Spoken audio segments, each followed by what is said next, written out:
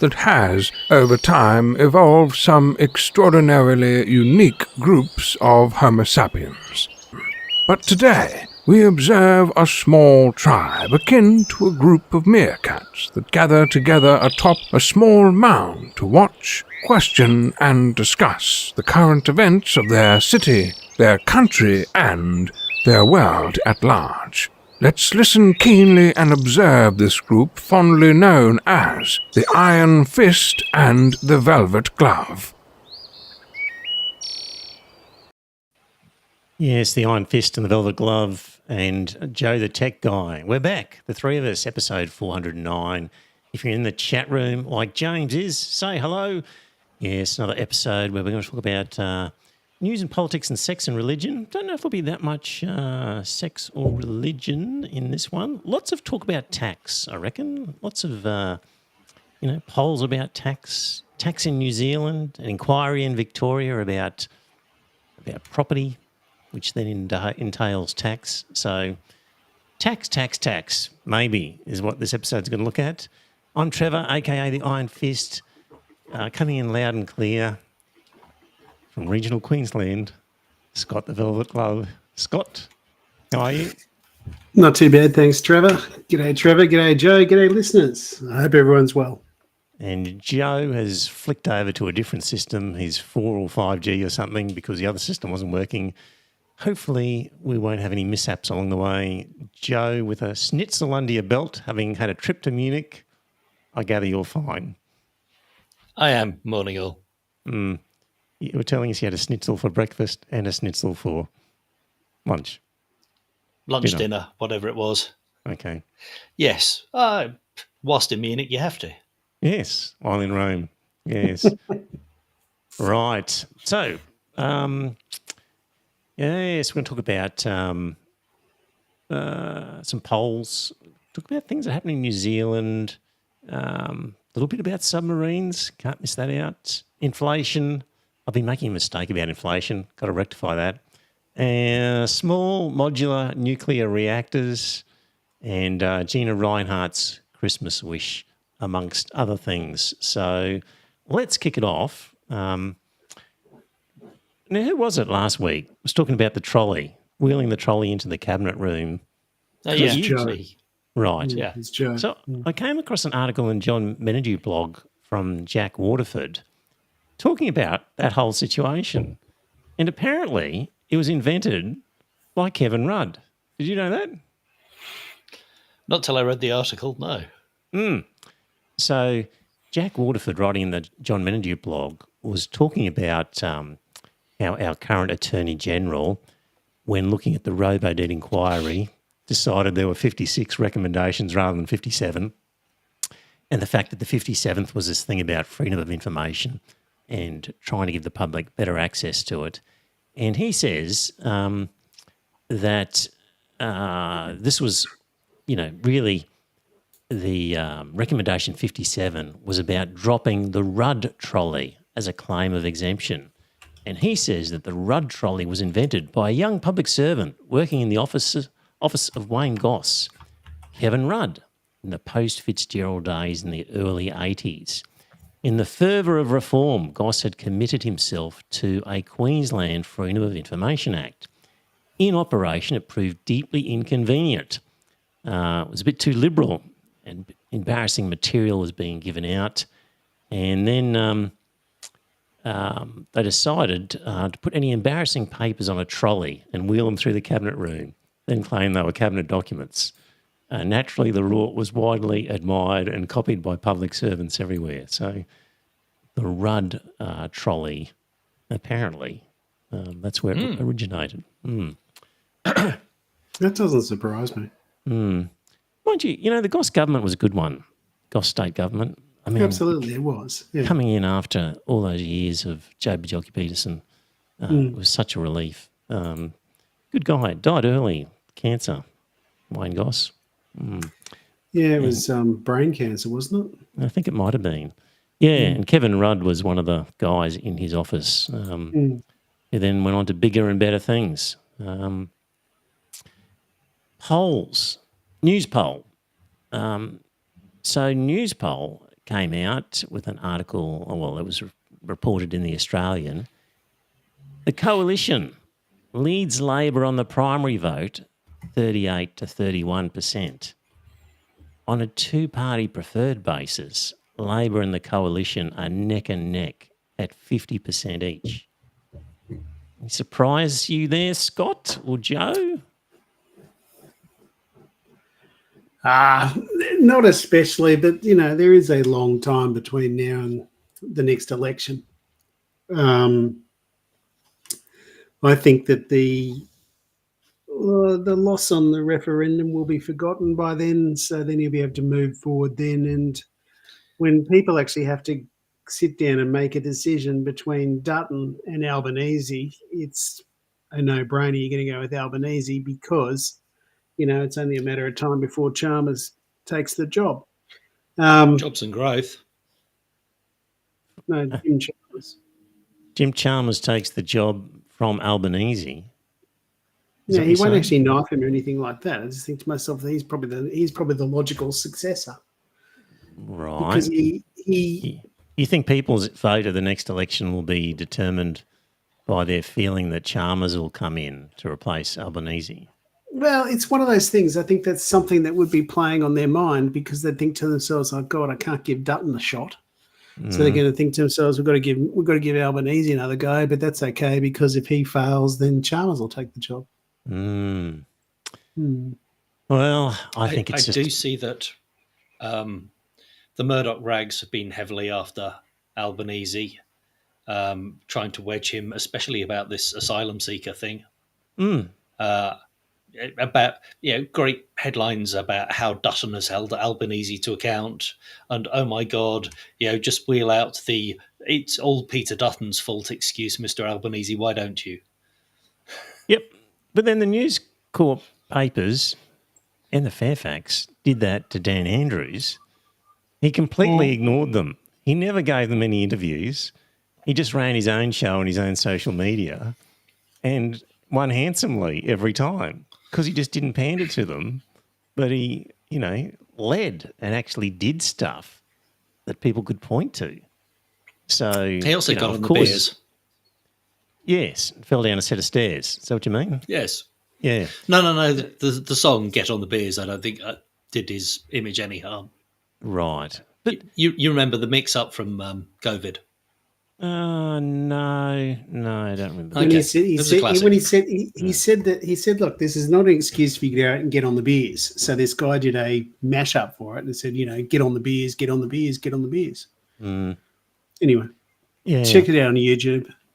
I just think it's an indictment of this Albanese government that they've just they're done very nothing. soft. And it was very soft. They haven't done anything that you can point to and say, "Well, this is something Albo has done," because he's nothing. He has. I never liked his position on very fast trains, but Jesus Christ, I would give something to have something that I could point to and say, "Okay, this is a policy," but he has done nothing. He has rolled over on everything that was objectionable that the coalition government wanted through, and he has agreed with it.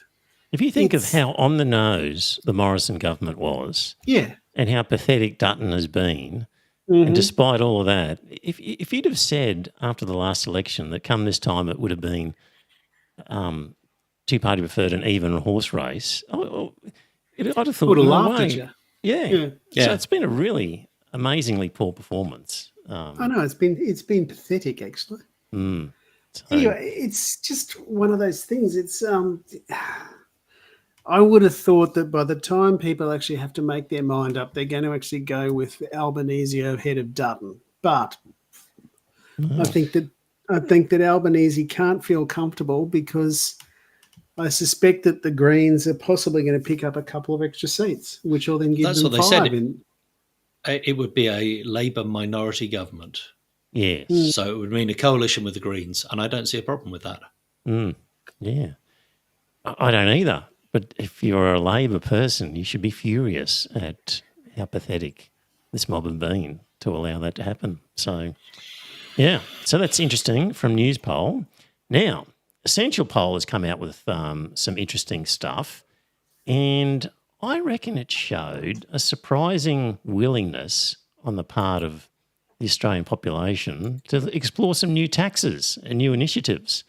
So people were asked, to what extent do you support or oppose the following measures? Capping prices for electricity and gas.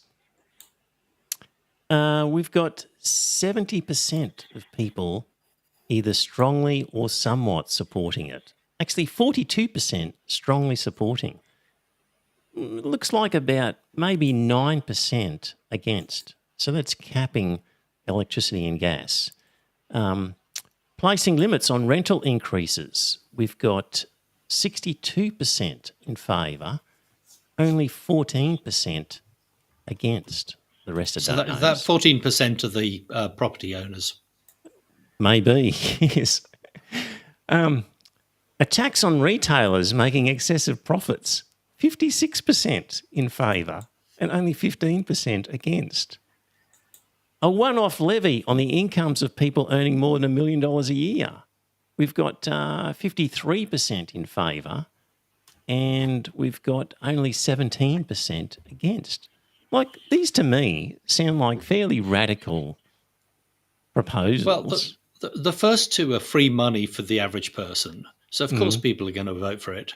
And the last one is more money coming in and it's not coming out of my pocket for the average person. So, again, not a surprise.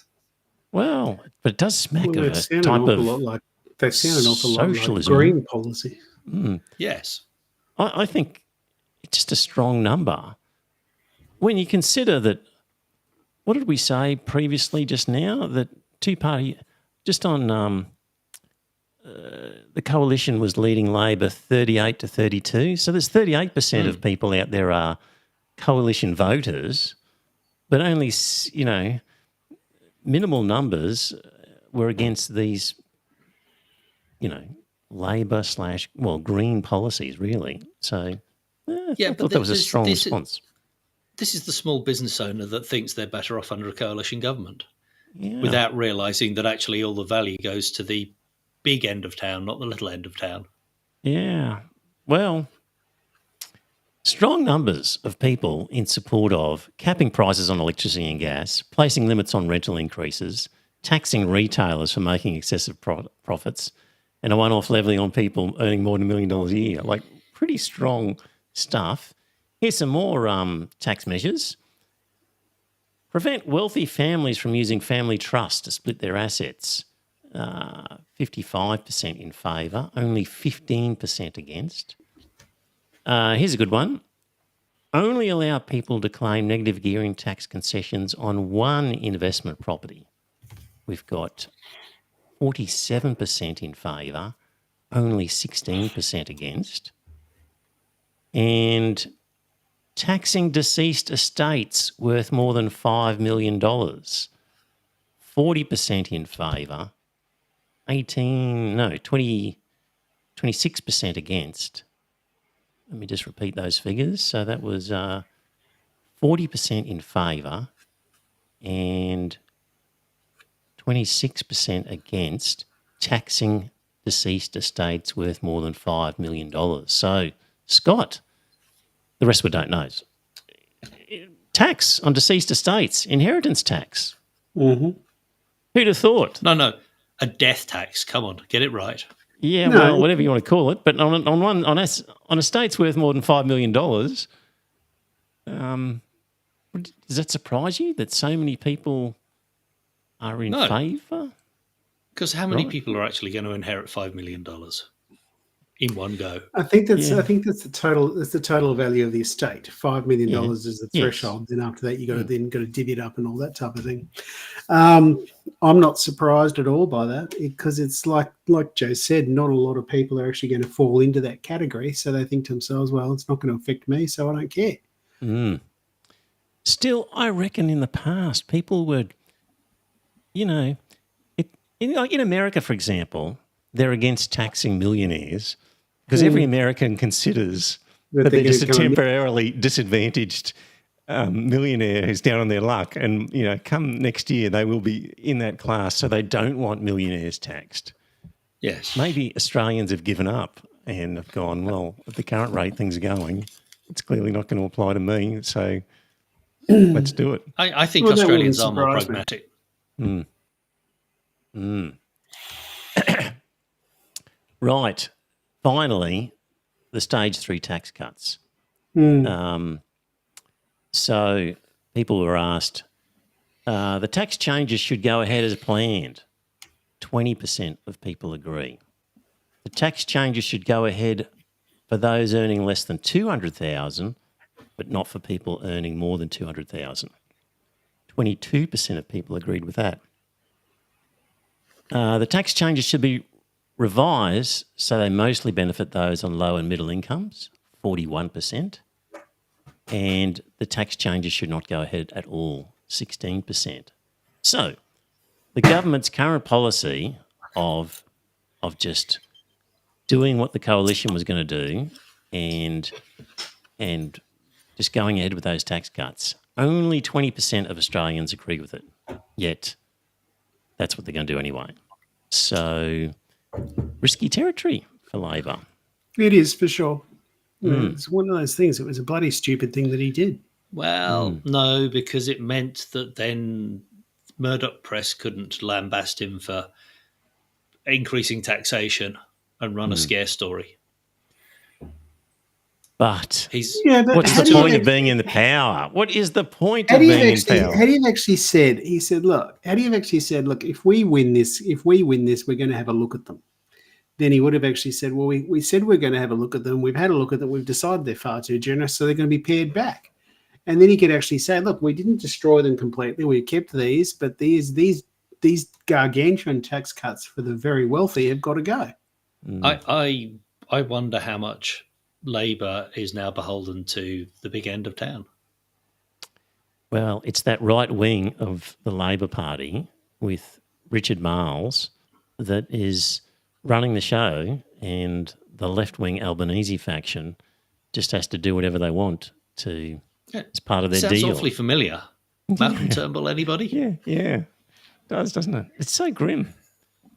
Just think, after all these years and all the struggle, and you finally get into the position you wanted to be in if you're Albanese, and then you just do nothing. I just think, how can you live with yourself? Anyway, Well, how do you sleep at night? It's one of those things. I think Richard Marles is going to rue the day when they have to go into coalition with the Greens. Well, anyway. Because the Greens are not going to roll over like that. The Greens are going to insist. The Greens are going to insist that they're going to have a look at. They're going to have a look at AUKUS. They're going to have a look at stage 3 tax cuts, and they're actually going to do something on that.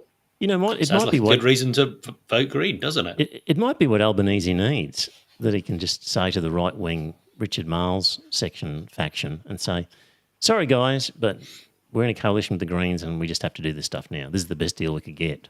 What a shame. Like, maybe it'll be good all round. It gives him an excuse. Yes. Yeah. To get Fair things done. I suppose it depends on how likely that could end up splitting the Labor Party with the right-wing faction running off to join the LNP, which No, wouldn't last right-wing very faction. Right-wing faction of Labor isn't going to run off to join the LNP. Like, that's not going to happen. But, Well, one No. would hope not. They'll join the Australian Conservatives. Yeah.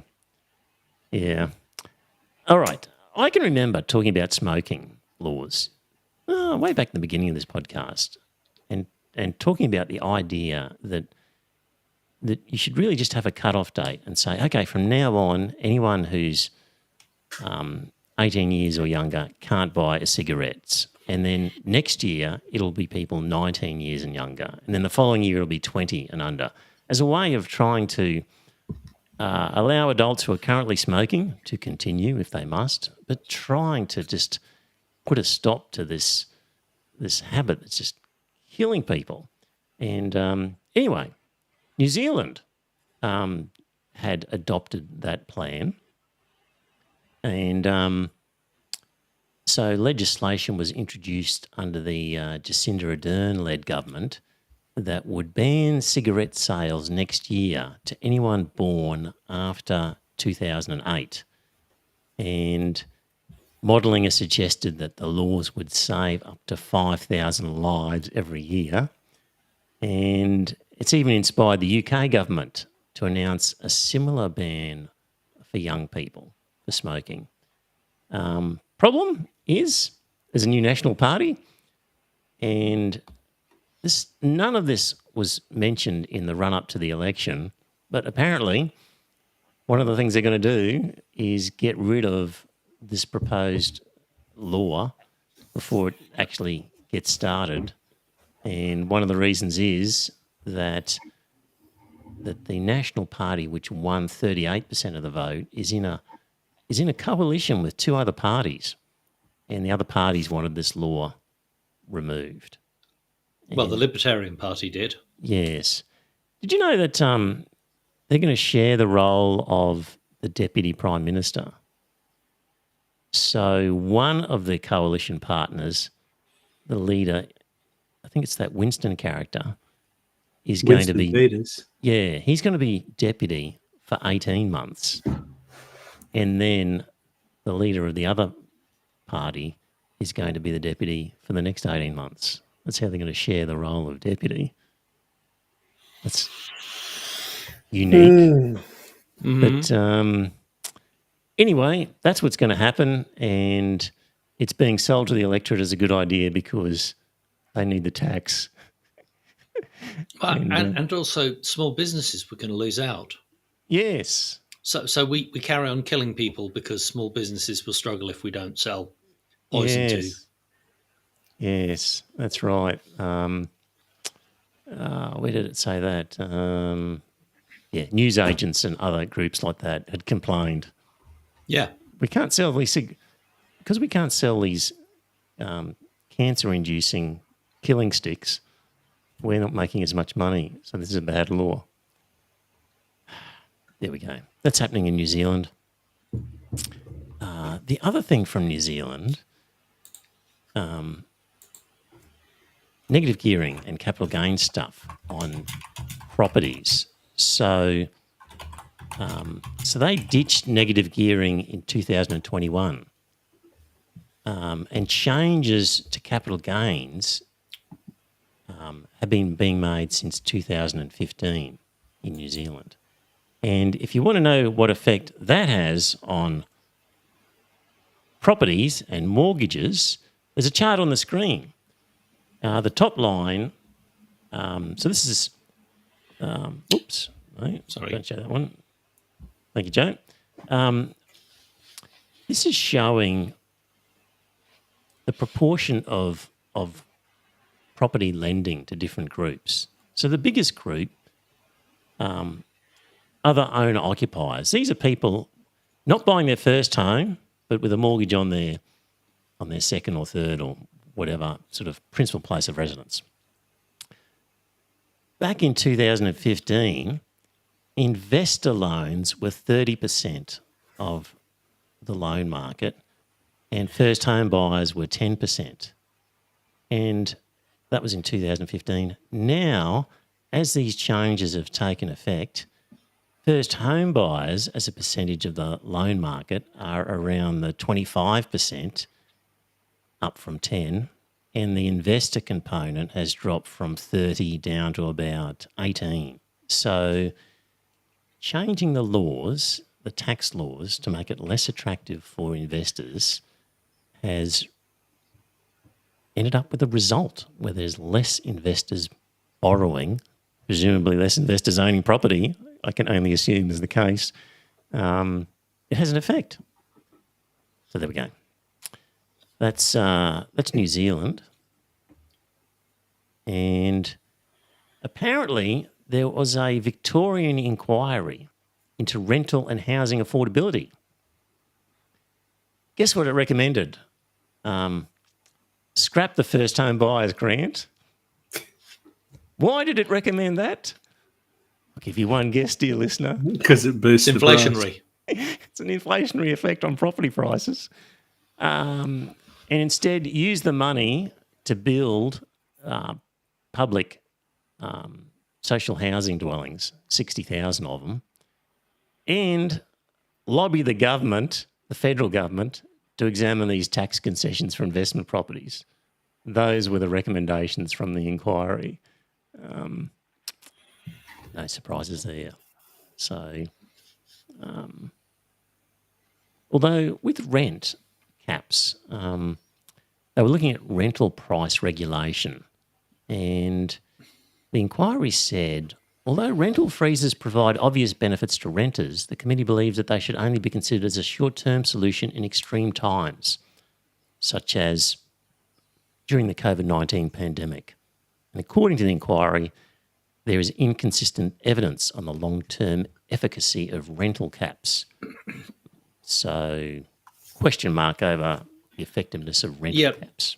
The big long-term experiment is New York with their fixed.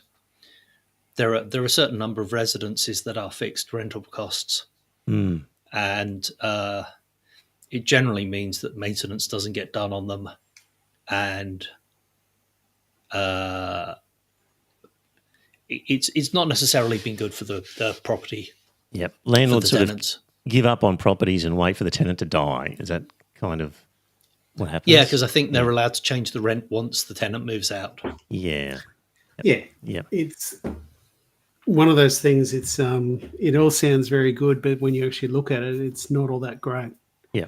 And you end up with people living in slum conditions and all that sort of stuff, still having to pay rent. So the inquiry is suggesting that only as a short-term solution in extreme times for sort of the rental freezes. So that all makes sense. Yeah. So what would be an extreme time? Would they consider the current rental crisis and all that sort of stuff? Would they consider that to be an extreme time or not? I think the Greens do. So the Greens are reported as saying, the report found that a rent freeze is appropriate in times of extreme crisis like during COVID lockdowns. Well, renters are worse off now than since the pandemic began, so it's time to act. I guess given the high immigration numbers and the lack of housing on the market, they've got an argument. Yeah, it's one of those things. It's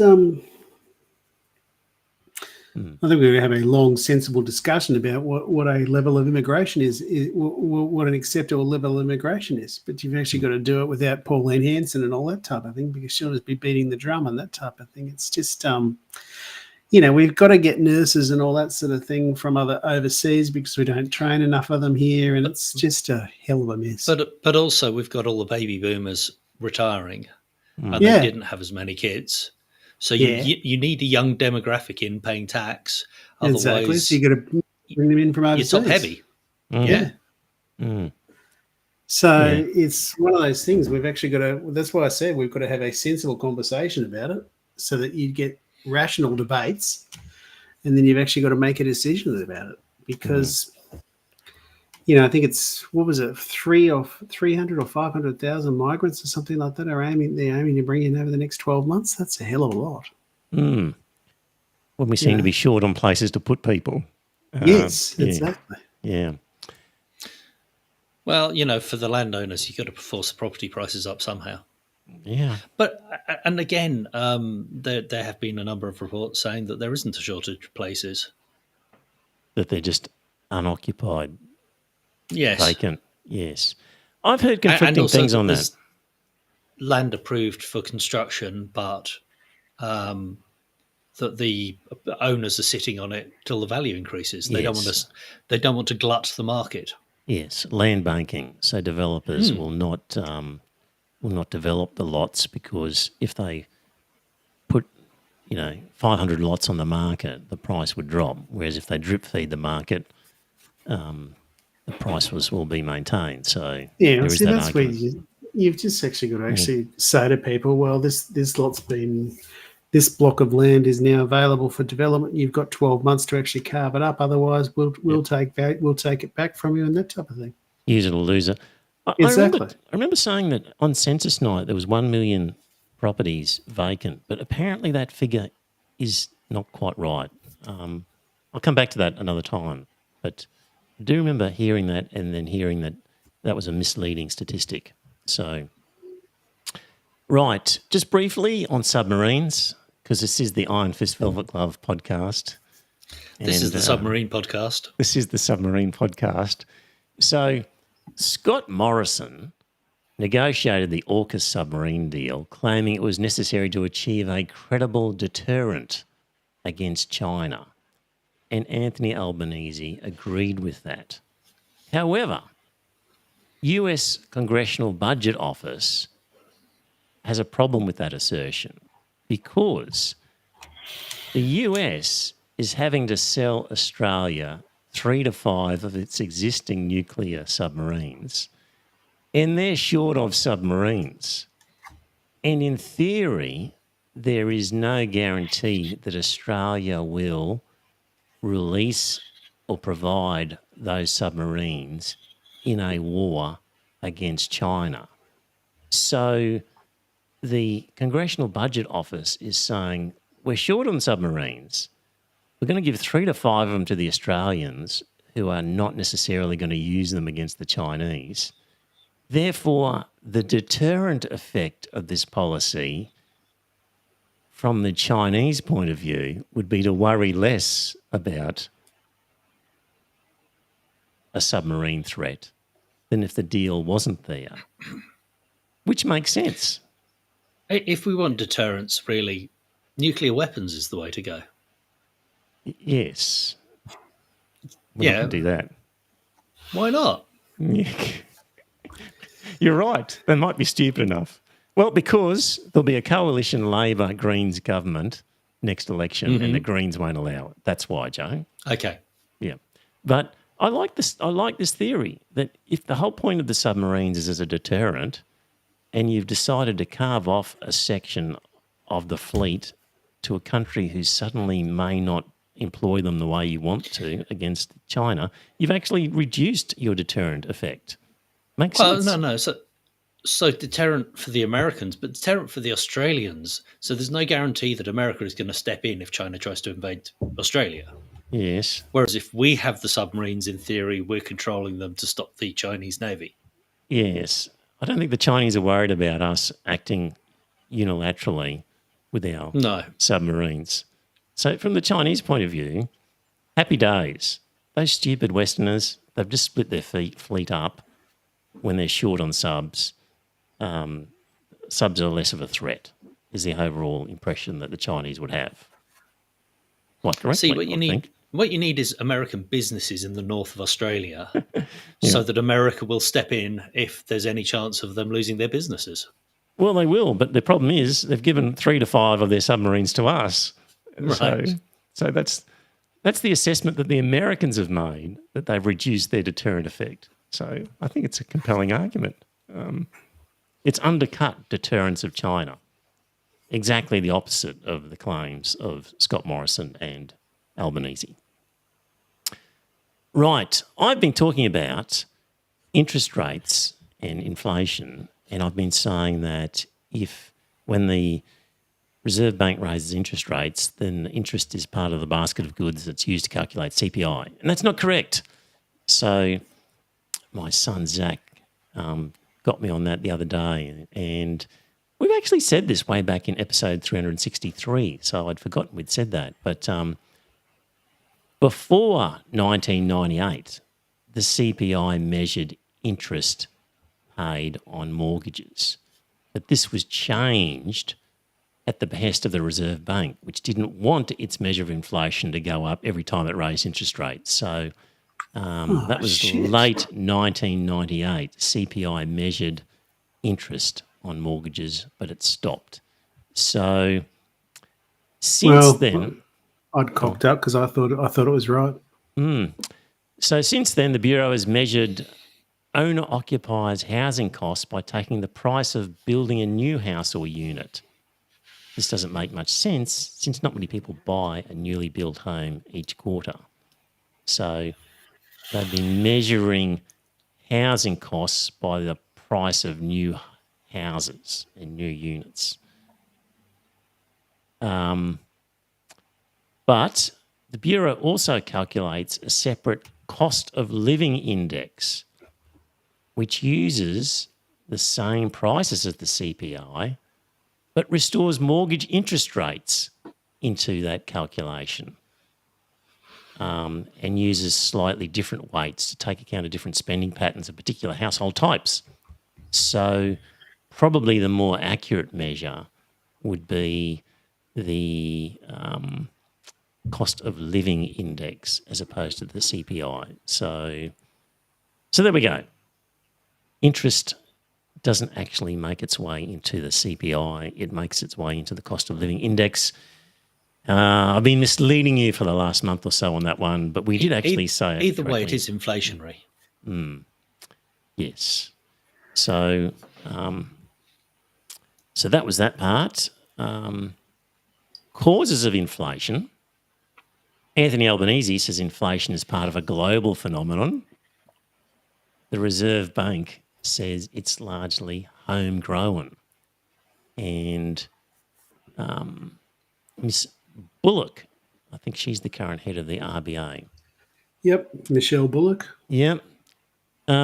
She said early driver of inflation was supply chain problems during COVID-19 pandemic, worsened by the Russian invasion of Ukraine. But on Wednesday, she said there's several signs that inflation was domestically driven and at risk of remaining elevated. She said it's not just petrol, electricity and rent. Quote, this is from the Reserve Bank, hairdressers and dentists, dining out, sporting and other recreational activities. The prices of all these services are rising strongly, she said. Hang on, a dentist is recreation, is it? No, hairdressers and dentists, dining out, sporting, and other recreational activities. Well, exactly. She says this reflects domestic economic conditions and is an indication that aggregate demand is sufficiently greater than aggregate supply to sustain these price increases. So, you consumers out there going to the dentist, increased demand without an increased supply of dentists is leading to a rise in the price of dental services. Honestly, these Reserve Bank people, they just did Economics 101 with supply and demand curves, and that's the only way of thinking. Yeah, but I can understand what you're saying, but what she was saying was right, though. You know, you don't have an increase in dentists and all that sort of stuff. You've got an increase in demand for dentists, so there's going to be an increase in the price. Could it be that people have just been putting off dental stuff because they had to? Yeah, I know that. Yep. I know that, but it's one of those things. You've got, if you look at it purely in supply and demand, the demand for dental procedures goes up. The supply of dentists doesn't move. So the only thing that can move is the price. Yeah, but the RBA approaches this as a rampant economy that's spending too much and needs to be reined. It needs to be reined in. Which is exactly what they've done. And it just doesn't make sense that people are willy-nilly getting dental services and need to be reined in by higher interest rates. This is not discretionary to curb spending. their dental expenses. Yeah. And same with hairdressers. Like, I don't know, I imagine a lot of the cost of the hairdressers is the various creams and dyes and whatnot. Yeah, you would probably don't have to worry about that, Joe, as you're rubbing your head.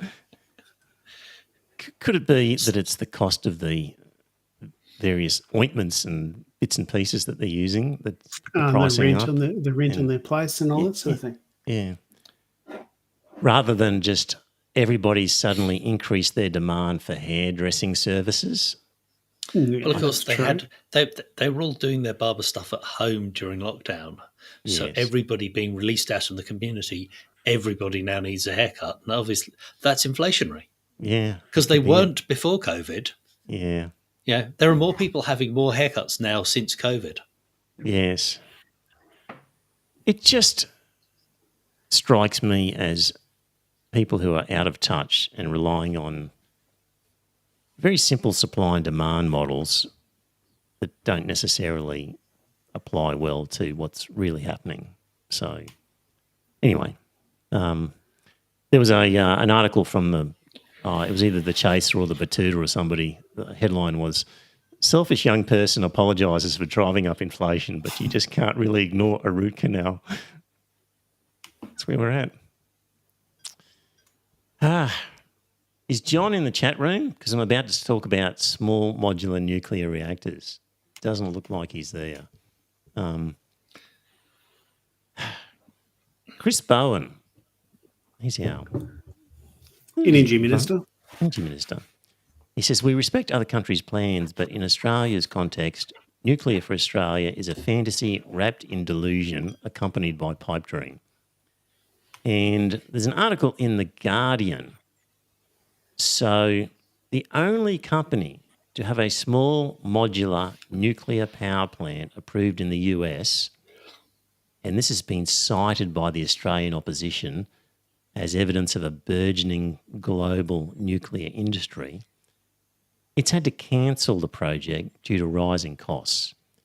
NewScale Power announced to drop plans to build its small modular nuclear reactor.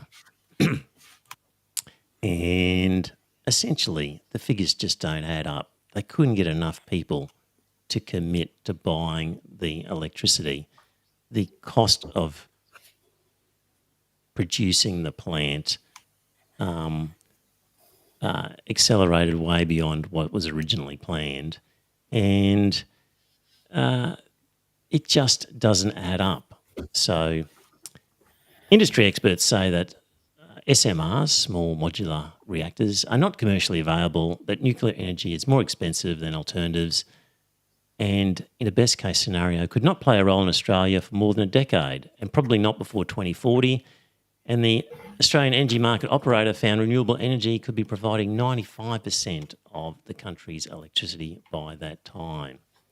So yeah, as Don says, fusion is the answer, because fusion is always 20 years off, yes. which serves the purpose of a nuclear reactor, which is to delay renewables and keep burning fossil fuel. Yeah. Yes.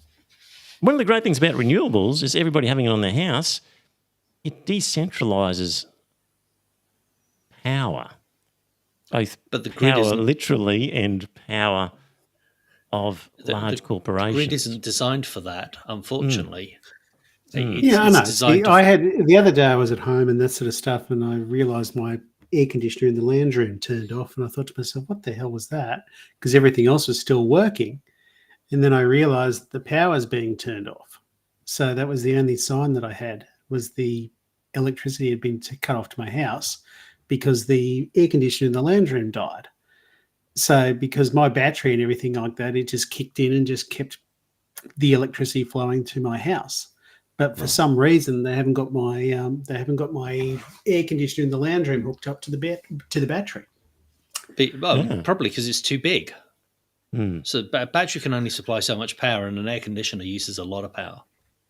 Yeah, I know, but so it draws the air conditioner draws from your solar panel. Yeah, it does. Right, but not from the battery. Right. Yeah. There we go. But, it's just one of those things. I just noticed that when the, it's only happened twice up here, but when the electricity is cut off, I noticed that the air conditioner in the lounge room dies, but everything else still works. So that's how I know that the power's been turned off. And when the electricity is still running to the house and all that sort of stuff, I'm still drawing electricity on everything out of that from my battery. Anyway, it's just is what it is. Now, it's one of those things. I see up here there are a lot of houses that are getting solar on their roof, and I just think to myself, that's a very good thing, because that will play very much into the hands of the state government, because all that surplus electricity that's going to be produced will be used to pump the water back up to the main dam. Then it'll flow down to the through the hydro pumped hydro turbines. Yes, pumped hydro. So it's going to run down through the hydro generators.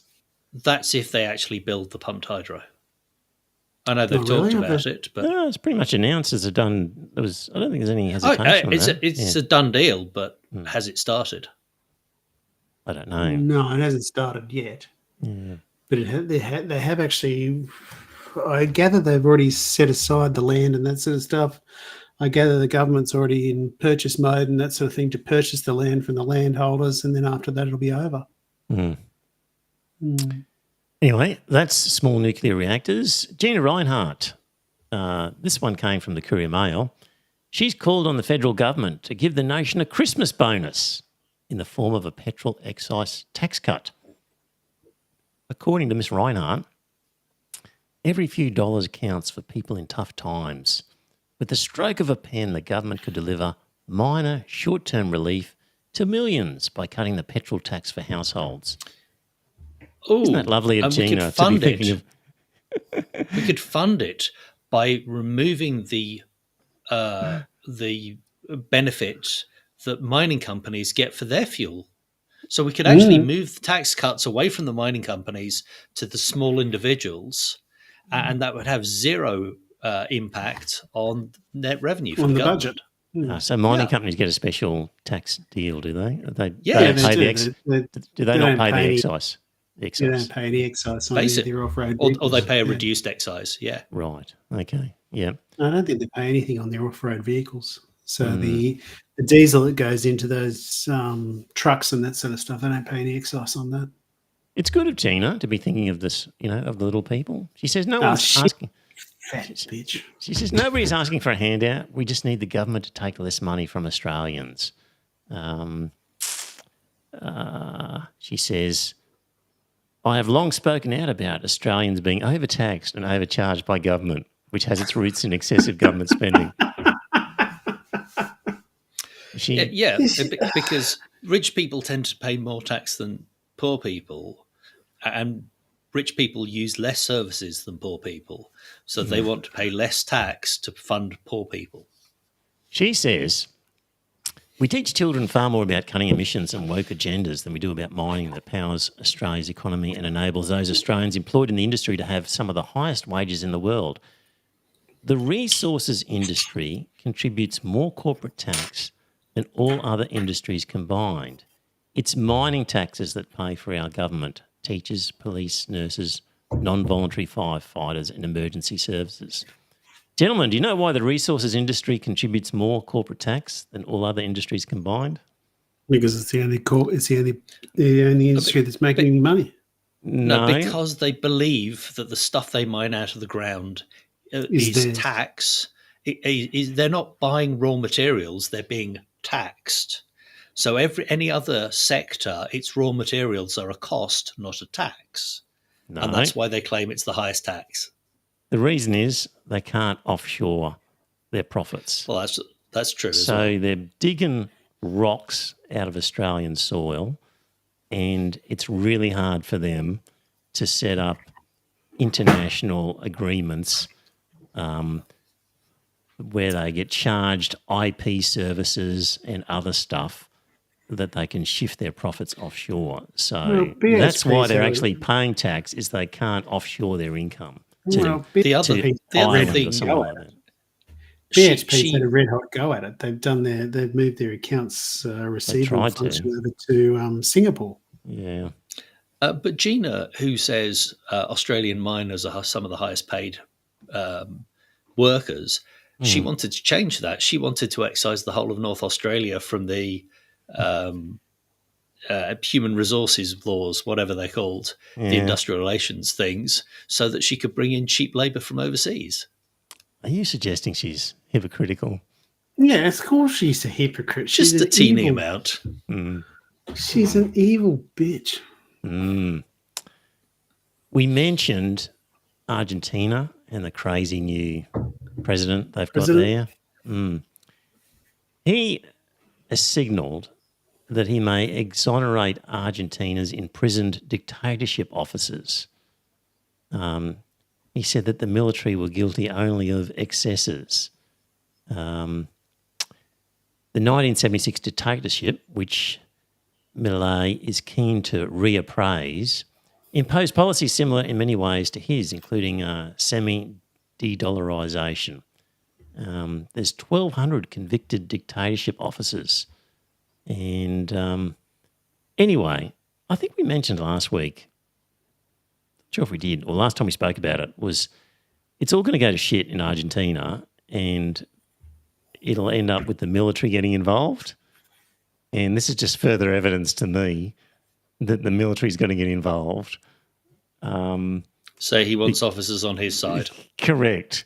He's going to get them all out of jail and get the military on side for when the things go to shit. He'll be able to employ them to keep his regime operating.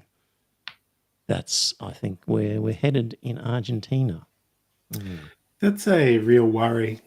You know, I said at the time, I said last week when we were talking about it, I said that I could understand the Argentines that had a gut full of Peronism, but, you know, to go this far to the other side was just ridiculous. I was hoping I would see it today. The High Court supposedly today was going to come out with its reasons about the detention decision it made. I thought it was tomorrow. Yeah, I thought it was going to be today. So Okay. we'll wait till next week and talk in depth about the actual decision and the reasons behind it. So The latest gossip was that the government knew all about that they had a risky case and they were going to ship him off to America. really? That's what they were saying. Yeah, the opposition have said, obviously the government knew because they were in talks with America to send the guy over there.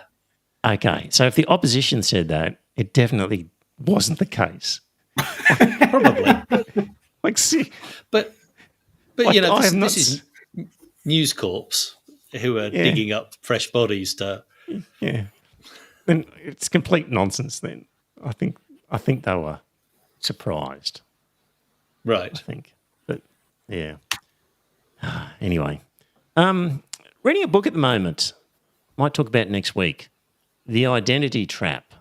A Story of Ideas and Power in Our Time by Yasha Munk. And just talking about the way that we have shifted from universal ideas of treating everybody equally to treating people based on their identity and creating special laws that apply based on identity. And it's a really good read so far. And as I read it, I am just applying these concepts to the whole voice debate and how we approach that. And so finding that quite interesting. So if you're interested in the idea of identity politics and how the world has moved from universal rights of equality to rights that depend on your identity, then I recommend this, and I'll probably talk more about it next week, I reckon. So that's The Identity Trap. And that's about it, dear listener. I reckon we've gone through it all. Anything you guys got to talk about it all? Europe's lurch to the right was something that the better half was talking to me about tonight. He was concerned, I think, was probably where it was basically headed, was with Geert Wilders' ascension to the prime ministership of the Netherlands. He likes to throw rocks at Angela Merkel wherever he can, because he said that it was her, you know, that saying, "Oh, yes, we can," and that sort of thing, when they opened up the borders and let all those people in from Syria and everything else. And he was saying that he believes that Geert Wilders is a example of what was going to happen from that type of thing.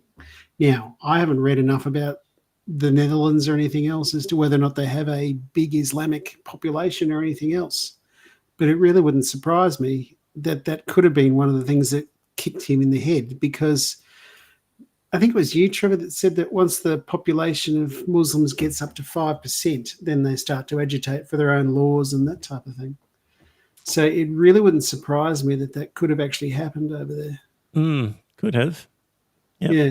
So Ayaan Hirsi Ali was a Dutch refugee, and she's written quite extensively about her experiences as a new immigrant. And she was saying that she had come from a tribal regime, and to be suddenly dumped in a very, very different society, being given money by the government, and she couldn't understand how it all works, and she had a contempt for it. And she says that we as a society are doing immigrants a disservice by not embracing them, by not, by basically just dumping them into the community and saying, there you are, get on with it, rather than this is what the laws are, this is how our society works. She advocated actually for church groups to go out and embrace them, but there's no reason it couldn't be other community groups. Well, integration's a dirty word. Sounds like assimilation, another dirty word. Yeah, it's one of those things. I honestly believe we've got to have several serious conversations in this country, and one of them has to be assimilation is not a dirty word. We've actually got to have a conversation with everyone to make them understand that assimilation is not a dirty word. See, that's what the Chinese said to the Uyghurs. Yes. Essentially. Yeah, I know. They had re-education camps. Terrorists, and they said, guys, this is how our country works. Off you go to re-education camp. Re-education camp where they beat the shit out of them and all that sort of stuff, make them work for nothing. But, it's just one of those things. It's all part of the training program, isn't it, Trevor? But the Uyghurs actually weren't fresh immigrants. And... But hang on, they had lived there for a very long time. And they've also had their country. They've also had their part of their country taken over by the Han Chinese. The Han Chinese have been moved out there, and they've tried to dilute them. And they were the only people that weren't required to abide by the one child law and all that sort of stuff. But I think one of those bloody brutal things that they've done. Well, assimilation is the destruction of the small parties' ways and means, of their history, of their culture. Minority. Assimilation, I think, is a fusion of taking the best of both. You'll find that the Uyghurs have got a thriving Uyghur culture. Like they're able to practice their culture, no problem. Right. Yeah, no, it's one of those things that it's just. Only 2 minutes ago you were saying about teaching people about what our country's about, and then I say, well, that's what the Chinese did, and you just went off and said, well, yeah, but except in that situation, like it was exactly the concept that you were arguing for. But when I point out that that's what the Chinese did, you were. Yeah, you've got me there. All right. I have to go away and think about that. There we go. It's one of those things. I just think to myself that what was I saying? You got to remember, you got to be careful about what you. Sorry, what's that? So the Uyghurs are closer to the Aboriginals in that. No, the Uyghurs were conducting jihadist terrorism, like elements of them were. So that was the problem. Yes. Yeah, I don't think they were all involved in that. No, of course not. And not all of them ended up in concentration camp. Not all of them did, but a lot of them did though end up in re-education camps, and a lot of them were working for slave labour. Well, we don't know. It's very hard to know what went on. Well, exactly, because there's a Christian nutter is the main person that the world's relying on for what actually happened with the Uyghurs. That's the problem. Who is that? Oh, he was like a Christian nutter of some sort. I can't remember his name, but he's the main source of. Isn't that a tautology? Yes, it is. Indeed. Anyway. Yeah. A bunch of Arab countries have been over there now and said, it's all good. We're happy with how our Islam brothers are being treated. And thanks for the bridges and the roads and the Belt and Road. Oh, exactly. Yeah. Well, there we go. We're done and dusted for another episode. We'll be back next week. We're going to talk about identity for sure. So see Do what I have to happens then. read this book or not? No, I'll just provide notes. So, yeah. All right, we'll talk about stuff then. Talk to you then. Bye for now. And it's a good night from me. And it's a good night from him. Good night.